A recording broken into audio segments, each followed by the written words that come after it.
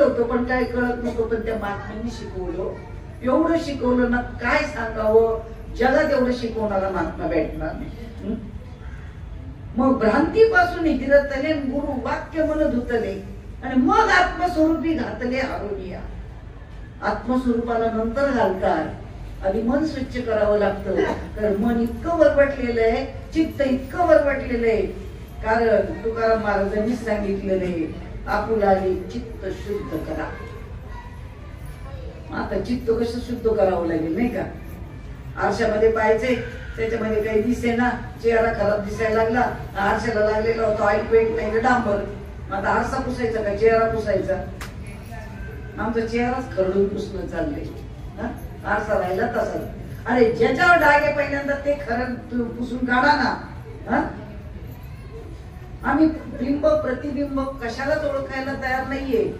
आम्ही सगळ्या या मूर्तीची आकाराची पूजा चालली, अख्खा आयुष्य संपत चाललंय.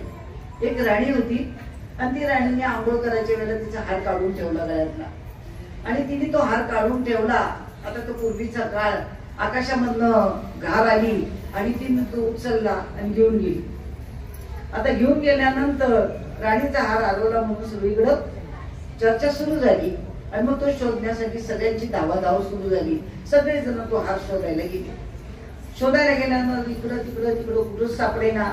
पण काही लोक नेमकं गावाच्या पाठीमाग त्या पाण्याच्या तलावाच्या तिथं गेले, आणि त्यांना एक जणाला तो हार दिसला पाण्यामध्ये. त्यांनी डायरेक्ट त्या पाण्यामध्ये उडी टाकली, कारण आता आपल्याला बक्षीस मिळणार नाही का. पाण्यामध्ये बुडी मारली, भरपूर पोहला, तळापर्यंत जाऊन आला, पण हार काही सापडला नाही. पुन्हा गावात येऊन सांगितलं. दुसरा म्हणे तुला काहीच कळत नाही, आमचं असेल तुला काहीच कळत नाही नाही का. त्यांनी उडी मारली. दुसऱ्या दिवशी जाऊन उडी मारली, भरपूर सगळीकडे शोधलं, कुठंच सापडला नाही. असे सगळेजण कितीतरी जाऊन आले, एकालाही हार सापडला नाही. सगळेजण म्हणजे असं कसं काय, तुम्हाला जर पाण्याच्या डोहामध्ये हार दिसतोय पण तुम्ही उडी मारल्यानंतर सगळं शोधल्यानंतर हार तर काही दिसत नाही, भानगड काय म्हणे. मग काही सज्जन असावे लागतात. मंदिर सज्जनांची बर का, मंदिर सज्जनांची बांधतात, असे गाण्या मापेचे नाही बांधत. आणि त्या सज्जनाच्या डोक्यात असं आलं की काय भानगडे ती पाहायला जावी, आणि म्हणून ते त्या तलावाच्या कडेला पाहायला गेला की हे सगळेजण म्हणतात हार तर आहे, आणि त्यांनी पाहिलं पाण्यामध्ये तर हार दिसतोय. पण एवढ्या जणांनी उड्या मारल्या तरी का दिसलं नाही? कारण त्यांच्या फक्त उड्या होत्या, माकडाच्या 4 हात उड्या नाही का. उड्या मारल्या आणि काही दिसेना. मग शेवटी हा काय म्हटला, तर याचा संशोधन करायचंच नाही की हात का सापडत का नाही म्हणे. मग त्यांनी सगळीकडे पाहिलं, इकडं पाहिलं, तिकडं पाहिलं. तर हे सगळेजण तर जाऊन आले, आतमध्ये बी सापडलं नाही. आणि सहज असं काही करता करता त्याची वर नजर गेली, आणि वर नजर गेली तर त्या तलावाच्या शेजारी एक झाड होतं, आणि त्या झाडाला तो हार टांगलेला होता. म्हणजे त्या पक्ष्याने आणला आणि त्या झाडावरती टांगला गेला, आणि त्याचं प्रतिबिंब पाण्यात पडलेलं होतं. आम्ही कशाला कौतुक होतोय? प्रतिबिंबाला. अरे प्रतिबिंब काहीच देणार नाही तुम्हाला, ओरिजिनल बिंबाकडे पहा तुम्ही. मी कोण आहे करावा विचार, म्हणे ज्ञानेश्वर निवृत्तीचा आतमध्ये काय सुख आहे. आनंदाचे डोही आनंद तरंग, इतकं सुख आहे, इतकं सुख आहे. आता आज किती जरी कृष्णाष्टमी साजरी केली सगळ्यांनी, किती जरी टिपऱ्या खेळल्या, आणि किती जरी काय केली, कृष्ण कळला का? कृष्ण कुठला? देवकीचा, वसुदेवाचा नाही ना. त्याला सुद्धा जाणून घ्यावा लागला कुठला कृष्ण आहे ते. कारण गाण्याच्या कीर्तनामध्ये जो सांगतात तो कृष्ण वेगळा आहे, अवताराला आलेला वेगळा आहे.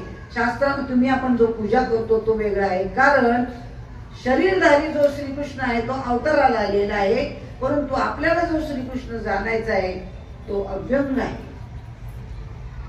त्याला शरीर नाही, अव्यक्त निराकार नाही जाकार, जे तुम्ही चरण अचर हरिसी भजी. तो श्रीकृष्ण परमात्मा तुमच्या शरीरामध्ये आहे, तो राम तुमच्या शरीरामध्ये आहे, ते दत्तात्रय तुमच्या शरीरामध्ये आहे, आणि त्या प्रत्येकाचा जन्म तुम्हाला करायचा आहे.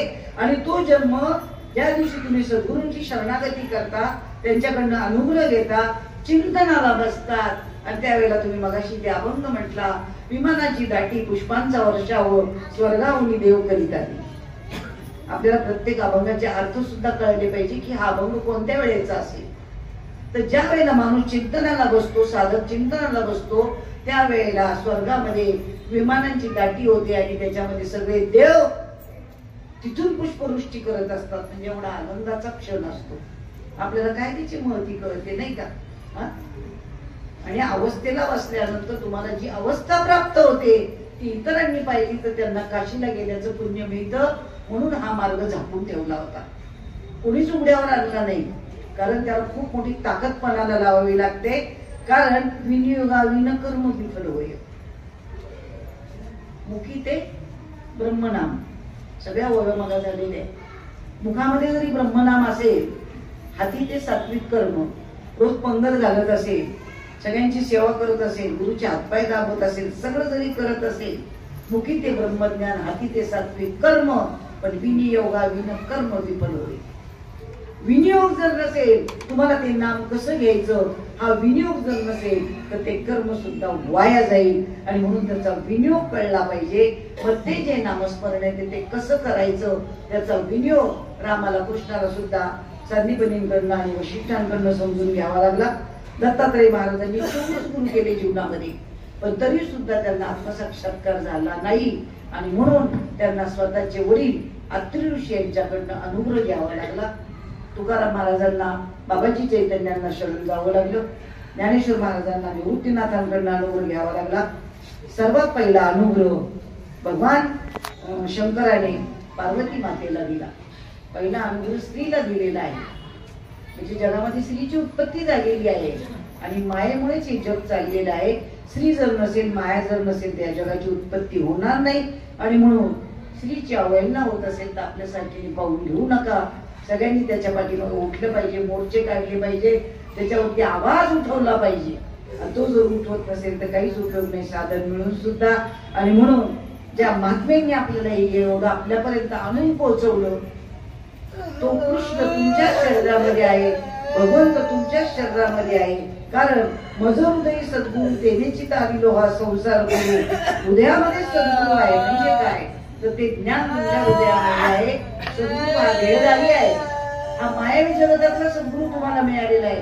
त्यांच्याकडनं अनुग्रह मिळाला. हे मायावी जगतातलं सद्गुरूंचं अवतार कार्य आहे. कारण ते जे ज्ञान आहे ते कसं आहे, अव्यक्त आहे. कारण विहिरीमध्ये नद पडलेली आहे, विहिरीमध्ये नद पडलेली आहे, परंतु ती काढण्यासाठी जणांनी उडी मारलेली आहे. परंतु ती काढताना तो गेला आणि त्याला एवढा आनंद होत होता की नद सापडली, कपारीमध्ये सापडली, सोन्याची नद आहे, तिला मोती किती चांगले लावलेले, किती भारीची असेल, किती मोठी किंमत असेल, हे सगळं व्यक्त करायचे. पण पाण्यामध्ये जोपर्यंत आहे तोपर्यंत त्याला ते वर्णन व्यक्त करता येत नाही, तो अव्यक्त असतो. परंतु ज्या वेळेला तो पाण्यातून बाहेर येतो, वरती येतो आणि मग सगळ्यांना आनंदाने सांगायला सुरुवात करतो की मी असं खाली उडी मारल्यानंतर त्या कपारीमध्ये नद होती, किती भारीची नद आहे, तिला किती मोठी चांगले लावलेले, एवढी भारीची नद आहे, तिची किंमत किती असेल, हे वर्णन केव्हा बाहेर आल्यानंतर. तसं देहस्थितीमध्ये आणि विधेयी अवस्थेमध्ये फरक आहे. आपल्याला अवस्था होती त्यावेळेला आपण विधेयी अवस्थेमध्ये असतो आणि विधेयी अवस्थेमध्येच भक्ती होते. आणि खरा भक्तीचा मार्ग विधेयी अवस्थेमध्ये आहे. ज्या वेळेला अवस्था होत असते त्यावेळेला आपली भक्ती सिद्ध होते. आणि विधेयी अवस्थेतून आपण ज्या वेळेला बाहेर येतो, आता आपण सगळेजण देहस्थितीत आहोत आणि मग त्याचं आपल्याला वर्णन करता येतं. म्हणून साधू संतांनी देहस्थितीवर आल्यावर त्याचं वर्णन केलेलं आहे. परंतु अनुभव मात्र विधेयी स्थितीमध्ये घ्यायचा आहे. देहीच विधेयी भोगू दशा. आणि म्हणून या देहाला विधेयी करण्याचं सामर्थ्य फक्त त्या भगवंताच्या नामामध्ये आहे. की नाम तुझे नारायणा पुरी पाषाणाला पाना, इतकं जबरदस्त ते नाम आहे. ते भल्या भल्यांच्या वाट्याला नाही, ऋषी मुनींना मिळालं नाही, तपस्व्यांना मिळालं नाही, हिमालयात जाऊन मिळालं नाही, देवाधिकांना भेटलं नाही, गंधर्वांना मिळालं नाही, किन्नरांना मिळालं नाही. परंतु ते तुमच्या आमच्या वाट्याला आहे. पूर्वजन्मीची आपली पुण्याई आहे. श्रीपाद बाबा सांगायचे आपण भगवंताच्या काळामध्ये गायी होतो, रामाच्या काळामध्ये वानर होतो आणि म्हणून आपल्याला ते भाग्य लाभलं. आणि म्हणून या जन्मामध्ये आपल्याला आल्यानंतर सद्गुरू भेटले आणि सद्गुरूंच्या कृपेने त्या नामाचा उपदेश मिळाला आणि त्या नामाचं आपण चिंतन केल्यामुळे आज आपण एकत्र जमू शकतो, त्या विषयावर बोलू शकतो. तसं तर हा विषय मात्र खूप गहन तत्वज्ञान आहे. खूप अवघड आहे. 16वरची पोळी हा विषय म्हणजे, पण त्याचं सोपीकरण मात्र संतांनी केलेलं आहे. कारण बाबा नेहमी सांगायचे गणित खूप अवघड आहे, परंतु ते विद्यार्थ्याला जमत नाही. पण तो विद्यार्थी जर शरण आला, पण गणिताच्या टीचरकडेच गेला पाहिजे, भूगोलाच्या टीचरकडे जाऊन उपयोग नाही.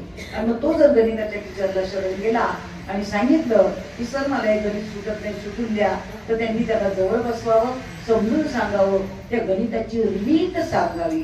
हा शब्द लक्षात घ्या, गणिताची रीत समजून सांगावी. आणि रीत समजून सांगितली तर त्याच पद्धतीची 1000 उदाहरणं त्या मुलाला सोडवता येतात. आणि म्हणून चालींपेक्षा रीत महत्वाची आहे. आणि म्हणून साधू संतांनी आपल्याला रीत शिकवली आणि त्या रीतीने आपल्याला परमार्थ करायचा आहे. आपल्याला जो तो कळाला या कारणानिमित्ताने तो सगळ्यांपर्यंत पोहोचवायचा आहे. आपल्याला समजलाय, परंतु आता इथे या कॉलनीमध्ये माहित नाहीये, या कॅम्पसमध्ये माहित नाही, या सोसायटीमध्ये माहित नाहीये, म्हणून स्पीकर लावावा लागतो, म्हणून सगळ्यांना तो विषय सांगावा लागतो, नाही का? माहीत झालं तरी सांगावं लागतं. सून जरी किती मोठी जरी झाली ना, तरी सासूबाईंना विचारते इतकं मीठ टाकू का, इतकं तिखट टाकू का, आणि विचारणं गरजेचं आहे. आणि म्हणून तसंच हे सुद्धा आपल्याला जरी समजलेलं असेल तर इतरांना त्याचा लाभ व्हावा. एक जणाला जरी झाला तरी त्याच्यासारखं पुण्य कुठलं नाही. एकाच्या कैवाडी उभी बहुतांची पोळी. आणि म्हणून हा पोट्यांना बोलला जातो. म्हणून आपण हे कार्यक्रम साजरे करतो, उत्सव साजरे करतो. आणि उत्सव साजरे करण्यामागे एकच असतं की जेणेकरून हा खेळ नव्हे फुल्यांचा म्हणून मेळ जमविला वैष्णवांचा, त्या आनंदाच्या ह्याच्यामध्ये आपल्याला रंगून जायचे आणि इतरांना सुद्धा त्याच्यामध्ये सहभागी करायचे. तो भगवंत आहे, तो अद्वैत आहे, म्हणून तो एका पायाने लंगडा आहे. एका पायाने लंगडा आहे, पण तरी सुद्धा त्यांनी काय म्हणले, देव एका पायाने लंगडा, नाही का? लंगडा आहे. खरं श्रीकृष्ण लंगडा होता का? तरी कोणी प्रश्न विचारत नाही तीर्थकारांना. एवढा श्रीकृष्ण चांगला होता, तो नाता पायाने गण दाखवत होता, तरी त्याला लंगडा का म्हटलेले? आपल्या देवालयातला सुद्धा बाळकृष्ण लंगडा आहे, नाही का? तर तो लंगडा म्हणजे अद्वैत सिद्धांत आहे. आणि त्याच्यामुळे त्याला लंगडा म्हटलेले, देव एका पायाने लंगडा. आणि म्हणून तो कसा पाहायला गेला तर लंगडा नाहीये, आपण लंगडे आहोत. आणि म्हणून त्या भगवंताची शरणागती करावी, आपल्या हृदयामध्ये भगवंताला जन्माला घालावं. आणि तोच आजचा हा उत्सव आहे. आणि म्हणून आज गोकुळात काय म्हटले, आज गोकुळात रंग खेळतो हरी, राधिके जरा जपून जा तुझ्या घरी. कोणाला म्हटलेले? राधेला. राधा म्हणजे कोण? जिच्या डोळ्यातनं धारा येतात ती राधा, नाही का? नावाची राधा नाही. आणि म्हणून आम्ही गोकुळाष्टमीचा उत्सव साजरा करतोय, ज्ञानेश्वर महाराजांची जयंती साजरी करतोय. ते किती जरी सांगितलं तरी ते डोक्यात घुसलं पाहिजे, ते टायपिंग झालं पाहिजे, फिटिंग झालं पाहिजे, रेकॉर्डिंग झालं पाहिजे, ते कधीच विसरलं गेलं नाही पाहिजे. आणि म्हणून श्रीपाद बाबा रामदास बाबांनी जे आपल्यापर्यंत ज्ञान आणून पोहोचवलं, तुमच्यापर्यंत आणून पोहोचवण्यासाठी हा जो उपक्रम आहे. आणि म्हणून साधू संतांची सेवा केली जाते. बोलता बोलता काही चुकला असेल, आपण शब्द दिला असेल तर उदाहरण करणारे मायबाप यांना त्यांना माफ करावं. माफ करताना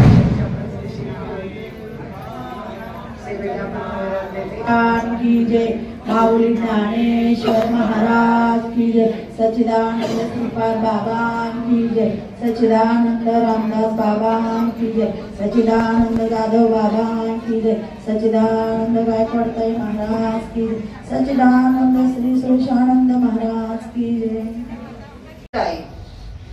ती राजविद्या राजगुह्यम. प्रत्येक महाराज दयानंद त्याला विचारायचे गुह्य काय सांग.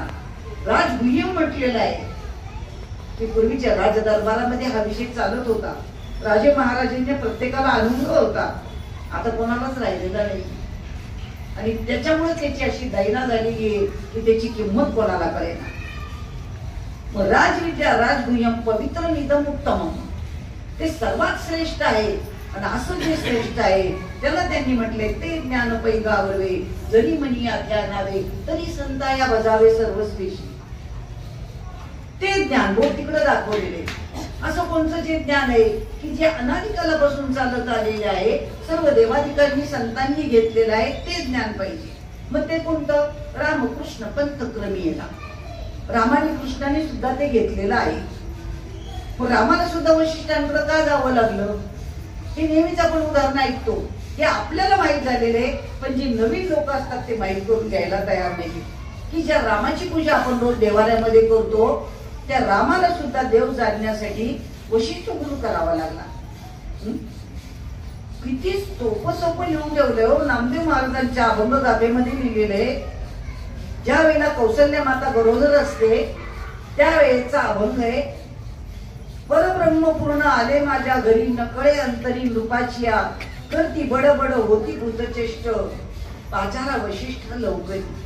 येऊनी वशिष्ठ पाहे कौसल्यसी, नावती तियेशी अष्टभाव, राजा म्हणे कैसे विपरीत झाले. विचार करा, त्या अभंगामध्ये लिहिले की राजा म्हणे कैसे विपरीत झाले, माझी जी बायको आहे कौसल्या ही गडबडा लवकी, हिला कोणी भूतानी पछाडलंय का? विचार करण्यासारखी गोष्ट आहे. आणि ती वशिष्ठ ऋषींकडे जाऊन आलेली असते, अनुभव घेऊन आलेली असते. हे सगळे पुरावे आपल्याला माहित पाहिजे असतात. आणि हे बोलण्यासाठी आपल्याला माहिती पाहिजे की जेणेकरून समोरची वाचा बंद करायची. मग जर कौशल्या ते नामस्मरण करते आणि जमिनीवरती गडबडा लोळते, आणि त्यावेळेला दशरथ राजाला प्रश्न पडतो की जमिनीवरती गडबडा लोळते, त्यावेळेला ती गरोदर असते. रामाच्या वेळेला तो गर्भ पोटामध्ये वाढलाय, राम अजून जन्माला आलेला नाहीये. आणि त्यावेळेला दशरथ राजाला प्रश्न पडला आणि दशरथ राजा घाबरून गेला. आणि मग त्याला लक्षात आलं की वशिष्ठ ऋषींकडे जाऊन आलेली आहे, आणि म्हणून त्यांनी वशिष्ठ ऋषींना पाचारण केलं. त्यांना बोलवलं घरी, आणि घरी बोलवल्यानंतर त्यांनी पाहिलं, पण तिचे अष्टसात्विक भाव पाहून त्यांनाच अष्टसात्विक भाव झाला. वशिष्ठ ऋषींना ही भाषा कोणाला कळेल? ज्यांनी अनुभव घेतलाय त्यांनाच कळेल. हे बाकीच्यांचा अभ्यास नाही, हा आपल्याकडचा उच्च कोटीचा अभ्यास आहे, वेदांच्याही बाहेरचा आहे. तर 4 वेद, शास्त्र, 18 पुराण, 11 उपनिषद, 64 कला, हे सुद्धा त्याचं वर्णन करून करून थकले, पण शेवटी त्याचा अनुभवच घ्यावा लागला. आणि म्हणून मग ज्या वेळेला कळालं की तिची अवस्था झालेली आहे, तिला अष्टसात्विक भाव झालेले आहेत, त्यावेळेला वशिष्ठ ऋषींनी सांगितलं दशरथ राजाला घाबरू नका, ती रामरूप झालेली आहे. शब्द नीट ऐका, टेप करून घ्या, लिहून घ्या. नामदेव गाथ्यातला अभंग आहे, कोणत्याही महाराजाला दाखवायचा ऑल इंडियातल्या, आणि त्याला सांगायचं की रामात तो गर्भ आहे, तो कौशल्याच्या पोटामध्ये वाढतोय, अजून राम जन्माला आलेला नाहीये. आणि वशिष्ठ ऋषी आले आणि ते सांगतात की कौशल्या माता रामरूप झालेली आहे, रामरूप झालेली आहे. मग जर जगामध्ये अजून रामच नाहीये, तर मग कौशल्या कोणत्या नामामध्ये विलीन झालेली? विचारायचे ते प्रश्न. तोपर्यंत धर्मजागृती होणार नाही, असंच चालू राहणार आहे, असंच चालू राहणार आहे.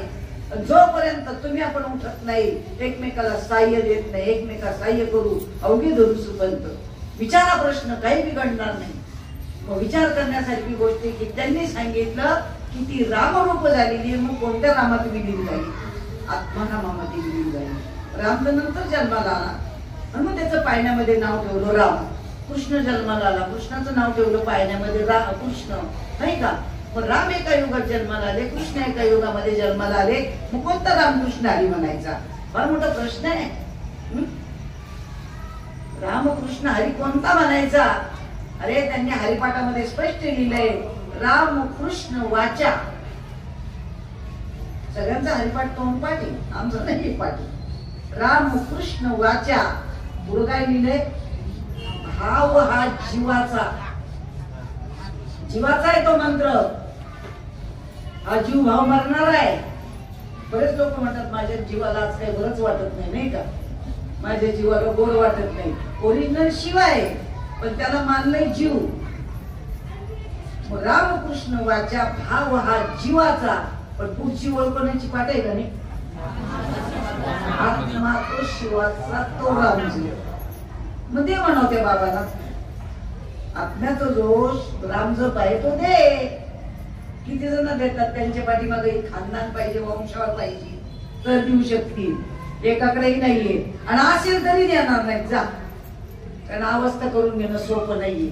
हे फक्त श्रीपाद बाबांनीच केलं. कारण श्रीपाद बाबांसारखा महात्मा न होतो ना भविष्यात पुन्हा अवताराला येणार नाही. कारण अवस्था विषय फार कठीण आहे. आत्मा पिंडातून ब्रह्मांडात न्यावा लागतो. एवढा अवघड कार्य करून घ्यायला कोणता बाबा रिकामा नाहीये. 2 तास कीर्तन करायचं आणि पळायचे. आणि हे कार्य त्या महात्म्याने करून घेतलं. गुरु शिष्य परंपरा जिवंत ठेवली. अधिकारी वर्ग तयार केला. प्रत्येक जिल्ह्यात अधिकारी वर्ग तयार केला की जेणेकरून ते भाग सांभाळतील आणि त्यांना तिकडच्या गावामध्ये लोक वाढवता येतील. आणि म्हणून तो अधिकारी वर्ग वाढवला. अधिकार हा अनाधिकारापासून आहे, पण इतर महात्म्यांना तो टिकवता आला नाही. अधिकार अनाधिकारापासून आहे. ज्या अर्थी नामदेव महाराजांना विसोबा क्षेत्राकडे पाठवलं, आपण सूक्ष्म अभ्यास करत नाहीये. नुसता अनुग्रह घेऊन कोणी उपकार करत नाहीये. प्रबोध घेऊन कोणी उपकार करत नाहीये. माळा दुसऱ्याला घालवण्यात दाखवण्यासाठी नाहीये. स्वतःचा अभ्यास वाढवायचा आहे, शास्त्राचा अभ्यास वाढवायचा आहे. नामदेव महाराजांना विसोबा क्षेत्रांनी अनुग्रह दिला. सगळ्यांना माहितीये ना विसोबा क्षेत्र कोण येते? नालायक माणूस होता. बरोबर आहे का? चुकीचं आहे? घाबरत नाही ना मी बोलायला.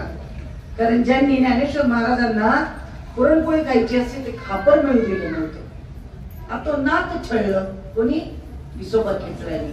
आणि तेच विसोबा खेचर ज्या वेळेला पश्चाताप झाला आणि शरण आले त्यावेळेला ज्ञानेश्वर महाराजांनी त्यांना आपल्यामध्ये आत्मसात करून घेतलं आणि अनुग्रह देऊन सगळ्या पुढच्या क्रिया करून 3 वर्षात संत या पदाला बसवले. रेकॉर्ड सगळ्यांचं माहित पाहिजे. आम्हाला तर महिन्यात रेकॉर्ड आहे. एका महिन्यात आज अनुग्रह, 8व्या दिवशी प्रबोध, 10व्या दिवशी प्रवचन आणि महिन्याच्या आत कीर्तन. विचार करण्यासारखी गोष्ट आहे ना हो. सगळं आजही ज्वलंत आहे, जिवंत आहे. मग विचार करा की त्या विसोबा क्षेत्राला 3 वर्षात संत या पदाला बसवलं. आणि पांडुरंगाला म्हणजे देवाच्या हातात सत्ता नाहीये अनुग्रह देण्याची. देवाच्या हातात सत्ता नाही. मग शेवटी पांडुरंगाला जरी शरण गेले तरी नामदेव महाराजांना सांगितलं नाही तुला कुठं जावं लागेल? औंढ्या नागनाथला जावं लागेल. आणि औंढ्या नागनाथला शेवटी विसोबा खेचरांकडे पाठवलं आणि त्यांच्या मार्फत अनुग्रह दिला. याला म्हणतात गुरु शिष्य परंपरा. ही दाखवली त्यांनी. गोकुळातल्या गवळ्यांनी देवान विसरून भजन करत होत्या, पण पटत नव्हतं कोणाला. आणि तोच मार्ग आपल्याकडे जगामध्ये नुसते गवळणी घेतात. काल्याच्या कीर्तनाला धडपडतोय प्रत्येक महाराज. मला काला भेटला पाहिजे, मला जागर भेटला पाहिजे. कशाला मरायला? काल्याचं कीर्तन करतो. अरे मी या जन्माला का आलो हा काला कळला पाहिजे. मी जन्माला का आलो? काल्याचं कीर्तन करतात. त्याच्यामध्ये गवळणी घेतात. गवळणी काय सांगतात? कृष्णा तुला मी ताकीद करते घरी कुणाच्या जाऊ नको. मी तो आता घरोघर प्रश्न मी जाते. का बरं त्याला सांगितलं असं की घरी कुणाच्या जाऊ नको? अरे बापटे असे ना लागेल तेवढी पूजा करतील. हळदी कुंकू वाह, उदबत्ती लाव, हार घाल, अमुक कर, सुगंधी उदबत्ती लाव, कापूर लाव, आरती कर, सगळं कर. ही बाह्यांगाची भक्ती सगळ्यांना आवडते. बाह्यांगाची भक्ती सगळ्यांना आवडते, पण अंतरंगातली भक्ती आवडत नाही. आणि देव आतमध्ये आहे. भक्ती अंतरंगातली करायची. भक्ती अंतरंगातली करायची. ही ओवी पुढे काय सांगते? जेणे भ्रांतीपासून हिरतले गुरु वाक्य मन धुतले. गुरूंच्या वाक्याने काय धुतलं गेलं? मन धुतलं गेलं. मग आता तुमचं मन आत आहे का बाहेर आहे? नक्की. बाकीच्या तसं आताच आहे सगळ्यांचं. ओरिजिनल आताच आहे, पण आता ते बाहेर गेलं त्याला आम्ही काही करणार नाही का? तसं ओरिजिनल आताच आहे. मन आताच आहे, बुद्धी आताच आहे, चित्त आताच आहे, अहंकार आताच आहे, नाही का? मग परमार्थाचं वळण कोणाला लावायचे? या इंद्रियांना, हाताला पायाला. हाताने ती उद्बत्ती लावलीच गेली पाहिजे, हाताने दिवा लावलाच गेला पाहिजे, पायाने तीर्थयात्रा झाली पाहिजे, डोकं घाण पडलंच पाहिजे. इंद्रियांना नाही वळण लावायचं. इंद्रियांना वळण लावायचं नाही. इंद्रिय ध्येयाचे वळण लावायचे ते मनाला लावायचे. कारण ते मन इतकं चंचल आहे ना, वाऱ्यासारखं धावतंय. तुम्हाला असं वाटतंय की आता इथं बसले? काही काहींचं तर पळूनही गेलं, चला घरी, नाही का? बसवत एक दिवस आम्ही 4 तास घालू शकत नाही हो, घालूच शकत नाही. पण तो प्रपंच एवढा पाठीमागे लागलेला आहे ना, काही करू शकत नाही. ते आमचे शिवदादा निघून गेले नाही ग कोणाचं काही. मागच्या वर्षी बिचाराने फोटो काढले ना, मी फोटो त्याला फोन केला, अरे तू बेटा फोटो काढले मला पाठवते फोटो. त्याला वाटलं असेल माझं पुढच्या वर्षी असं होईल, 2 सेकंद आधी वाटलं असेल माझं असं होईल, कोणालाच माहित नसतं. एक क्षणाचा सुद्धा भरोसा नाही.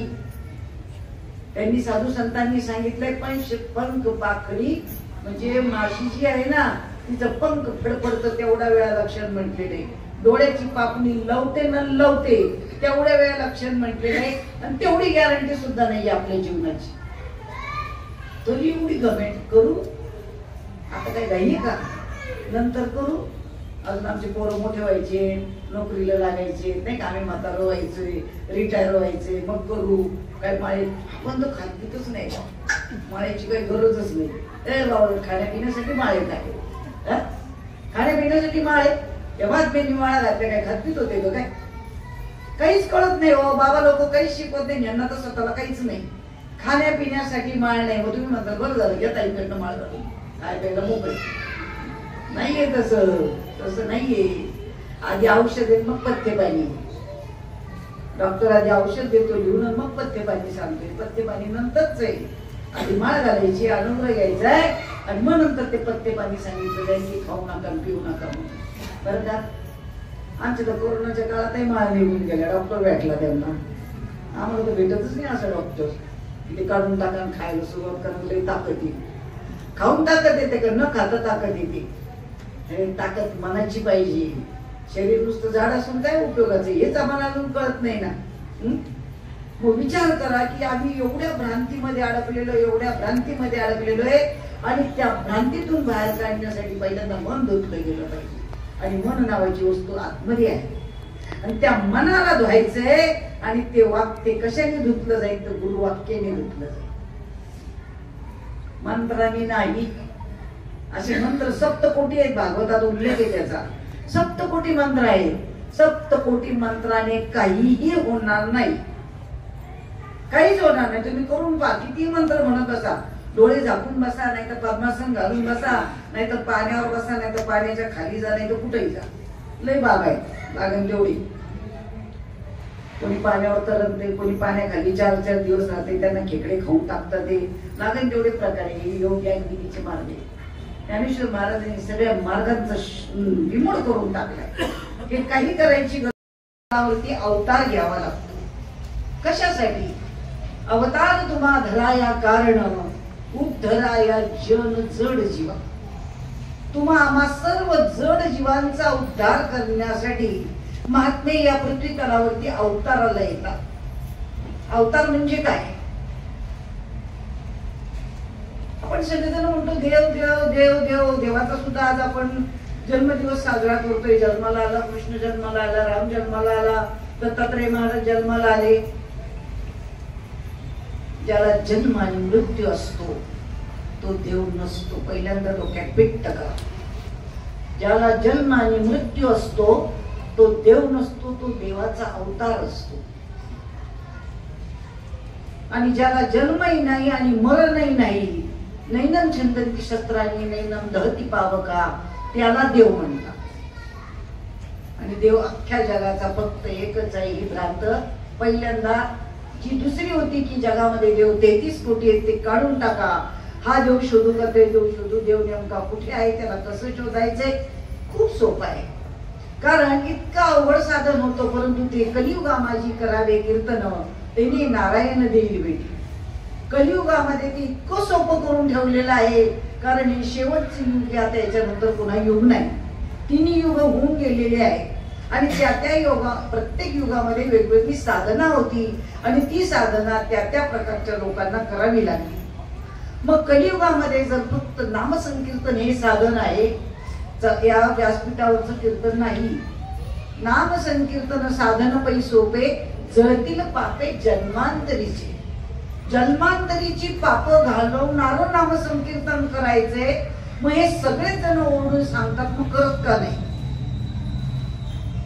कारण ते गुह्य आहे. भरपूर जणांची आपण आता प्रवचन ऐकली, विचार करण्यासारखी गोष्ट. लोक संस्थानं काढतात, मठ आश्रम बांधतात आणि त्याच्यामध्ये शिक्षण देतात. लहान वयापासूनची मुलं शिकायला जातात आणि त्यांना कीर्तन प्रवचन शिकवलं जातं. कीर्तन प्रवचन हा शिकण्याचा विषय नाहीये. सुशिक्षित लोकांनी लक्षात घ्या, शिकण्याचा विषय नाही. आणि शिकवलं तरी ते फक्त पोपटपंची ज्ञान होईल, पाठांतराचं ज्ञान होईल. असं बोला, असं पाठ करा, आणि ते पाठ केलेलं फक्त समाजाच्या पुढे सांगितलं जातं आणि पाठ केलेलं विसरतं. माणूस तेवढाच साचा बोलतो आणि मग मध्ये नाही आठवलं की विठाला विठाला म्हणतो, नाही का? इथे आठवण्याचा प्रश्नच येत नाही, कारण स्वयंभू आमचा विटेवरी उभा चैतन्याचा गाभा पांडुरंग, नाही घडविला नाही बैसविला, पुंडलिका आला भेटावया. मग पुंडलिक कोण? मन पुंडलिका औरुणी धरा.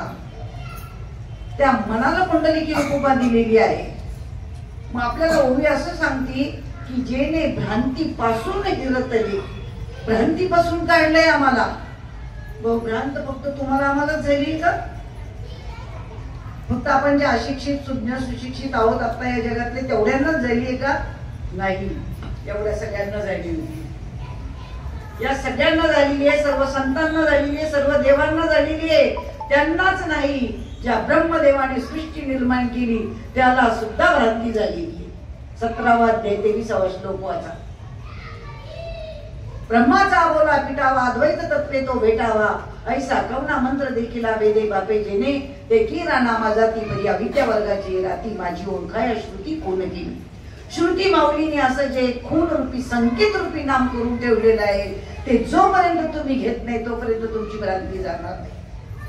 ज्या ब्रह्मदेवाला ही सृष्टी निर्माण करायची होती तर त्याला सुद्धा भ्रम निर्माण झाला की मला ही सृष्टी निर्माण करायची, पण कशी करू? ज्ञानेश्वरी सगळेच वाचतात, आम्ही वाचत नाही, एवढा फरक आहे. कारण आम्हाला साधू संतांनी असं सांगितले की ही जी ज्ञानेश्वरी ती वाचण्याच्या ऐवजी त्याची वाट माहीत करून घ्यायची. एक तरी उभी अनुभवावी म्हटलेले. नामा म्हणे ग्रंथ श्रेष्ठ ज्ञान देवी, पण एक तरी ओवी अनुभवावी. एकच जे एका ओवी तेच 9999 ओवी मध्ये आहे. भात शिजला का नाही चाचपून पाहण्यासाठी एकच शीत चाचपून पाहावा लागतो, पण जी सुगरण असते ती ते सुद्धा करत नाही. भात उकळल्यानंतर चुलीवरनं पातेलं उतरून ठेवते आणि तेवढा वेळ गेल्यानंतर भातावरचं झाकण काढते, तर तो भात शिजलेला आहे हा कळतो. कशाने कळतो? ते या दृष्टीने कळतो. आणि ती ज्ञान दृष्टी हरपलेली म्हणून आम्हाला देव दिसत नाही. त्या ज्ञान दृष्टीने तिला कळतं की हा भात शिजलेला आहे. त्या भातामध्ये असे छिद्र पडलेले असतात, अजूनही करून पहा घरी गेल्यावर, आणि ती बरोबर ओळखते की भात शिजलेला आहे. मग त्या सुगरणीच्या डोळ्यांना एवढं कळलं की भात शिजला आहे, आणि म्हणून माऊलींनी लिहिलं की एक तरी ओवी अनुभवावी. आज आमचे पारायण चाललेत गल्लोगल्लीमध्ये, नुसती बोटं फिरवली जातात, नुसती बोटं फिरवली जातात. हा त्याच्या मागे बोलतोय, तो त्याच्या मागे बोलतोय. ती किती दिवस चालणार? अहो, अखंड हरिनाम सप्ते वय 97 वर्ष झाले, 100 वर्ष झाले, 150 वर्ष झाले, अनाज आम्ही आपण झोपा काढतोय. अजून 100 वर्षात जर काहीच होत नसेल, म्हणून आमचे श्रीपाद बाबा सांगायचे की लग्न होऊन जर 2 वर्ष झाले, 3 वर्ष झाले, 5 वर्ष झाले, आंधळी पांगळी जरी सासू असेल आणि ती कोपऱ्यात जर बसलेली असेल ना, तरी ती म्हणायची, भाऊ 5 वर्ष झाले अजून पाळणा नाही हल्ला. वंश वृद्धीसाठी आहे. लग्न कशासाठी आहे? वंश वृद्धीसाठी आहे. महापरमार्थ कशासाठी आहे? धर्म जागृतीसाठी आहे. धर्माचे पालन करणे, पाखंड खंडन हेच आम्हा करणे काम, बीज वाढवावे नाम. धर्माचं बीज वाढवायचंय, पाखंडांचं खंडन करायचंय. काही कोणी करत नाही. त्यांच्यापुढे आपल्याला जर पूर्ण खात्री झालेली असेल की हे ज्ञान सत्य, त्याची अनुभूती मी घेतलेली आहे, याच्यापेक्षा वेगळं ज्ञान सत्य जगात कुठलंच नाहीये. तो कोणता माईचा लाल समोर येऊ शकत नाही. ती ताकद आपण गमवायची, ती सद्गुरूंची कृपा संपादन करायची. जीवनामध्ये प्रपंचातलं काही मिळवायचं नाही, सगळं नाशिवंत आहे, सगळं नाशिवंत आहे. मान नको, प्रसिद्ध नको, कारण प्रारब्धची जोडे धन, प्रारब्धची वाढे मान. प्रारब्धाशिवाय मिळणार नाही. आपल्या प्रारब्धात गरिबी असेल तर गरिबीच मिळणार, श्रीमंती असेल तर श्रीमंतीच मिळणार. मोठी गाडी मिळायची असेल तर तीच मिळणार, ते जे प्रारब्ध आहे तेच कोणालाही चुकलेलं नाही. मग जर भ्रांतीपासून बाजूला काढण्यासाठी त्या ब्रह्मदेवाला सुद्धा भ्रांती झाली होती की मी आता कोणाचं सहकार्य घेऊ. मग त्या ब्रह्मदेवाला त्या देवाला आळवावं लागलं. आता कोणत्या देवाला आळवायचं? आता 33 कोटी देव बसतात, ते रोजचा वेगळा 7 वार करून ठेवले, 7 वाराचे 7 देव. भजनाला सुद्धा वाराचे अभंग म्हणतात. ते काही कोणी मोडून काढायला तयार नाही. अजून मोडून काढणारा खरा पाहिजे, आणि जो मोडून काढेल ना ती खरी धर्म जागृती. कसले वाराचे भजन आहेत हो? कोणी सांगितले वाराचे भजन? आणि वाराचा देव देव नाहीच आहे, वाराचा नाही, कुठलाच नाही. आणि त्या भगवंताला, त्या ब्रह्मदेवाला सृष्टी निर्माण करायची, तर शेवटी देवाला आळवणी केली. आळवणी केली म्हणजेच पारायण केलं आणि ते नामस्मरण केलं. पण कोणतं केलं हा प्रश्न आहे. रामाई जन्माला आलेला नव्हता, कृष्णही नव्हता, दत्तही नव्हते, महादेव नव्हते, कोणीच नव्हते. असं विचारलं पाहिजे प्रत्येक भावाला. सप्त्यामध्ये कीर्तनाला बोलवल्यानंतर कुठल्याही महाराजाला विचारायचंय की मी त्या ब्रह्मदेवाने कोणतं नाम घेतलं. ज्ञानेश्वरीचं पारायण करताना आम्हाला ते सांगा, आम्ही तुम्हाला शरण आलेलोय. तर शरणागतालाच मिळतं ते. कारण जरी मगाची ओवी देखली आहे की त्या भगवंताने षडगुण ऐश्वर्य संपन्न भगवान श्रीकृष्ण की यांनी स्वतःच्या आईला सांगितलं नाही, वडिलांना सांगितलं नाही, भावाला सांगितलं नाही, कारण ते शरण आले नाही. ते शरण आले नाहीत. आणि पुन्हा भगवंताने ओवी लिहून ठेवलेली आहे. प्रत्येकाच्या मध्ये भगवान उवाच म्हटलेलं आहे. आणि भगवंताच्या म्हणण्यावर जर विश्वास बसत नसेल तर परमार्थ करून उपयोग नाही, जगून तर अजिबातच उपयोग नाही. आपले नाशिवंत दासक्या पुचक्या देहावर विश्वास आहे, कोण काय बोलतोय ते. आणि तिथे भगवान उवाचे लिहिलेले त्याच्यावर विश्वास पाहिजे. ते भगवंत म्हणतात मी माझ्या आईला सांगितलं नाही, वडिलांना सांगितलं नाही, भावाला सांगितलं नाही, पण अर्जुना तुला सांगतोय. आणि पुन्हा आणखी एका ओवीमध्ये म्हणतात जो मज होय अनन्य शरण त्याचे निवारी मी जन्म मरण. जो कोणी मला शरण येतो त्याचं जन्म मरण चुकवण्याचं काम माझं आहे. माझं म्हणजे कोणाचं? माझं नाही ना. माझं डोकं, माझं कपाळ, माझा हात, माझा पाय, नाही का, माझा मुलगा, माझा नवरा, माझी संपत्ती, माझं घर, माझं दार, माझं म्हणणारा कोणी आहे ना? कोणीतरी सगळं म्हणतोय ना तो. तुम्ही म्हणता का मी तुटलो, मी फुटलो? नाही ना. माझं म्हणणारा कोणीतरी आहे. आणि त्याला शरण जायला पाहिजे की ज्याच्यामुळे शरीर चालतंय, बोलतंय, रोज प्रमाण चालू आहे. मग विचार करा की ज्याच्या सत्तेवर चालेल शरीर कुणाची असते तो आतमध्ये आहे. आणि तो आतमध्ये असल्या कारणानं त्याची ओळख करून घ्यायची की ज्याच्यामुळे मी जिवंत आहे. मग ती ओळख करून घेण्यासाठी सुद्धा ब्रह्मदेवाला चिंतन करावं लागलं. आणि ते चिंतन कोणतं केलं? हंसरूपी ब्रह्मा उपदेशी स्त्री आहे. इथे हंसाचं चित्र आहे बघा. आणि हा संप्रदाय तुम्हाला जगात कुठे पाहायला मिळणार नाही. जगात जगात आणि भेटला तुम्हाला आणून दाखवा, एवढं चॅलेंज आहे. 37 वर्ष झाले कार्यकर्ते 3 तप होऊन गेले. 3 तप 37 वर्षात अजून एकही भेटला नाही. साधकही नाही आणि सांगणाराही नाही. एवढी महात्म्यांची कृपा आहे आपल्यावरती. किती मोठ्या महात्म्यांच्या पोटी आपण जन्माला आलेलो आहोत, त्याचं वर्णन सुद्धा करू शकणार नाही. विचार करा की ज्या महात्म्यांनी ते नाम घ्यावं ते आपल्यापर्यंत गुरु शिष्य परंपरेने यावं. त्याला संत मालिका म्हणतात, त्याला संप्रदाय म्हणतात. आज जगामध्ये अनेक संप्रदाय, काही घेणं नाही त्यांच्याशी, त्याला काना दिलेला आहे, संप्रदाय म्हटलेले. आणि आपला तो संप्रदाय.